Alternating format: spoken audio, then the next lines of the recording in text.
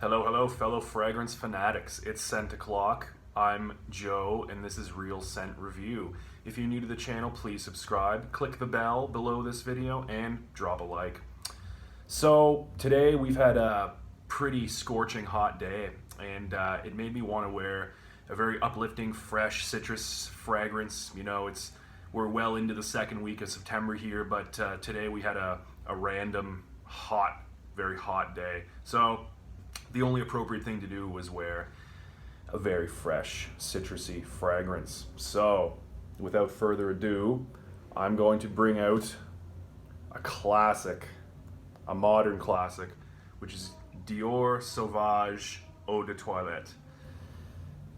Now, if you think you don't know what this fragrance smells like, I guarantee you do, even though you might not know it by name or by the look of the bottle. I guarantee you, if you've been outside within the past 7 years, you have smelled this, at least in passing, but at some point I guarantee you have smelled it. This stuff is ubiquitous. It's just so easily accessible. It's so widely liked. It's, like I said, it's mass appealing. People just love this stuff, and I'm going to explain why. It also has its fair share of haters, I will say. People who are more elitist fragrance lovers, who are into niche brands, niche houses, they might find Dior Sauvage to be a little bit generic, maybe a little bit synthetic. But I'm going to explain in this video why I think Dior Sauvage is actually a very good choice. So again, we have the bottle here. This is a 100 milliliter bottle. I don't know if you can see, it's about half full. I have about 50 milliliters left. It's gonna be time to stock up before long here. Anyway, so I'm glad to present my very first magnetic cap.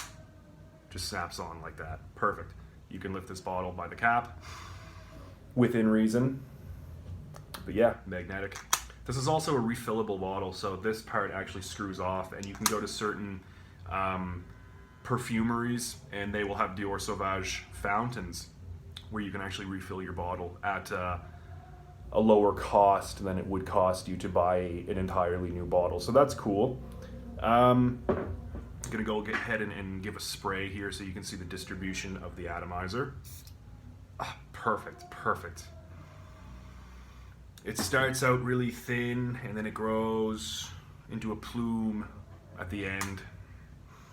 And this is unmistakably a summer fragrance, high heat.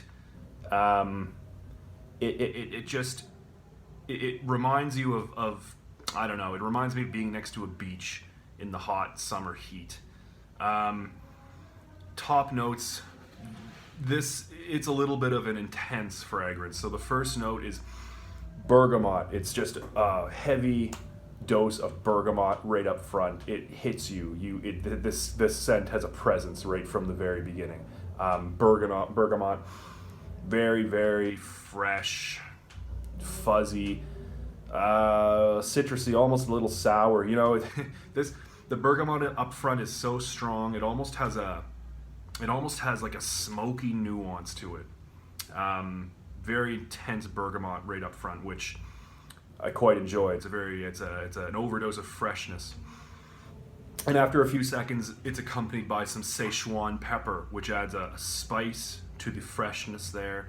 It adds a nice spice, a nice zing to go along with the citrusy accord from the bergamot.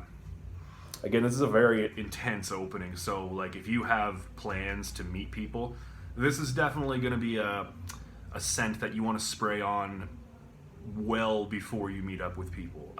Usually, at least 15 minutes before you're supposed to be in the presence of other people, I'd say is a good start.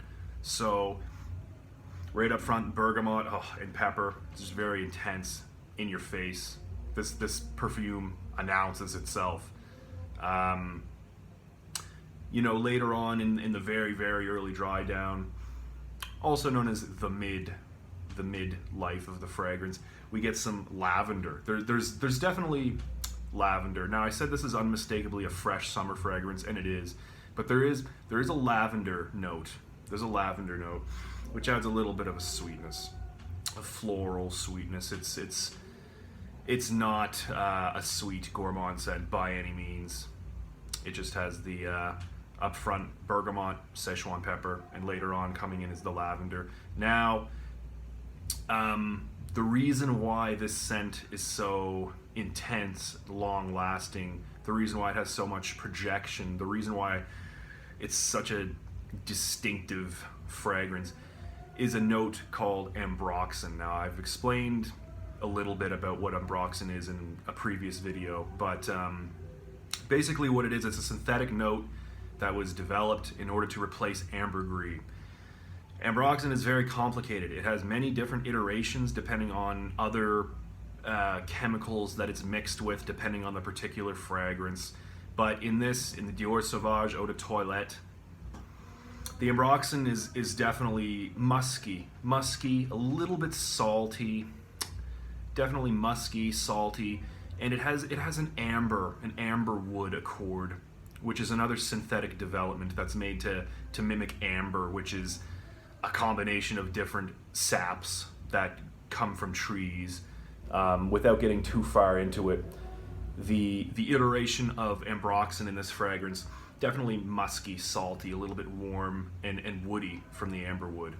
In the far dry down, the ambroxan does give a slightly creamy tinge to the fragrance. So the most of the life of this fragrance, right up until the far dry down, it's unmistakably fresh, citrusy, in your face, fresh, zingy, citrusy, peppery.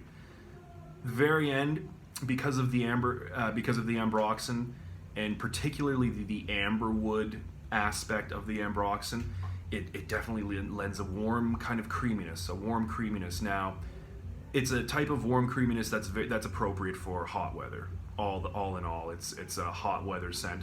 You could get away with wearing it in cooler fall weather, spring. But yeah, heavy on the citrus and pepper all the way through, and with the lavender too, like I said. So there's a floral note, and to the very end where, like I said, the ambroxan, especially the amberwood part of the ambroxan, lends a nice warm creaminess.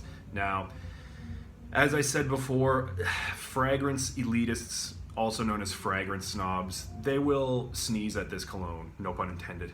A lot of people like that tend to think that this Dior Sauvage is a little bit generic, maybe a little bit synthetic smelling. Now, compared to, if you take Dior Sauvage Eau de Toilette and compare it to something like, I don't know, something from Parfum de Marly, that house, maybe something from Kilian, or maybe something from Baccarat Rouge, some top-of-the-line niche houses, yes, of course, there's no doubt about it. Dior Sauvage Eau de Toilette is going to come off as synthetic and cheap and of lower quality, of course.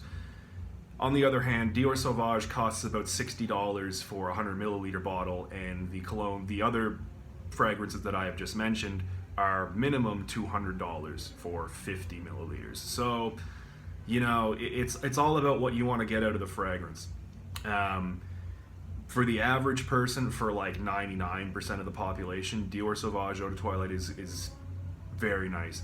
And I also think that, if you really know what you're looking for in this fragrance, in Dior Sauvage Eau de Toilette, I think it's a lot more complex than people give it credit for.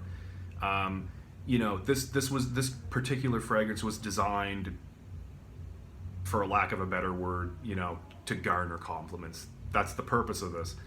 It's not designed to win any fragrance popularity contests. Well, maybe it is in a way, but it's not going to win any awards or accolades. It's meant to garner compliments, and that's what it does, and it does it very well. People love this stuff. It's a top seller for a very good reason. It's widely loved. It's mass appealing. It's very fresh.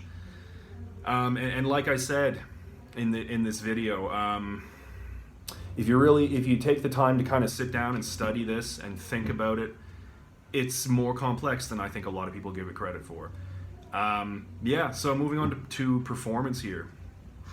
Eau de toilette concentration, I mean, this is a banger. The projection is madness. It's nuclear projection. I get like more than an arm's length for, not even joking, 4 hours after I spray this. I wore this to the gym this morning. One spray on my, the middle of my throat here. And after 2 hours, I could still smell it on the subway on my way home. It's got really good performance. The sillage, again, excellent, hangs in the air around you. And the longevity is like 9-10 hours as a skin scent. After the 4 hours of initial projection, this stuff will stay on your skin like overnight. You spray this on at night before you go out, you'll smell it on yourself the next morning. It's got really good performance, especially for a fresh fragrance. It's really hard to beat this at this price point. So that leads me to when would you wear this? What seasons, what situations? I definitely think this is more, I mean, it's casual. I could see somebody wearing this in the office if they spray it long before they arrive to the office. I could see somebody wearing this to a meeting if they spray it long before they enter the meeting. On the other hand, I think it's more casual than it is formal. This would really shine going out in the summertime, out in public, open area, where there's going to be a lot of people. It's going to give a lot of people the chance to smell this really heavily projecting cologne. Those would be the appropriate situations. More so outdoor casual in the heat. Time of year, summer, high heat. You could wear it in fall, you could wear it in spring. I just wouldn't want to wear this when it gets too cold because the heavy citrus notes would not mix well with the cold air, in my opinion. And even though it does have a creamy, sort of woody, amber, warm dry down, I think it's still very appropriate for summer because of the lightness, the freshness of it that still lasts even with the creamy sort of warm dry down, as I said. Age range, the Eau de Toilette version, I would say more so for younger males, which unmistakably completely masculine scent. I don't think there's any woman out there that could get away with wearing this. Eau de Toilette, a male, anywhere from, I would say, 15, 16, 17 up until age 30, roughly. Now there are, within the Dior Sauvage line, we have the Eau de Toilette, we have the Eau de Parfum, and the Parfum. And recently there's Sauvage Elixir that's come out. Now, Sauvage Elixir, as far as I'm concerned, should not even be part of the same line. It's a totally different scent than any of the other Sauvages out there. But that's for another video on another night. So yes, having said all of that, my final rating for this would be, I'm going to give it a 9 out of 10. It's really popular for a reason. I've smelled this everywhere in public. It's really popular. I really like it. I think it just really works for what it is. Smells awesome as far as I'm concerned. And like I said, if you take the time to appreciate all the individual notes, I think it's, like I said, a little bit more complex than a lot of people give it credit for. Anyway, that's Dior Sauvage Eau de Toilette. I hope you've enjoyed the video. Thanks, guys. Take care.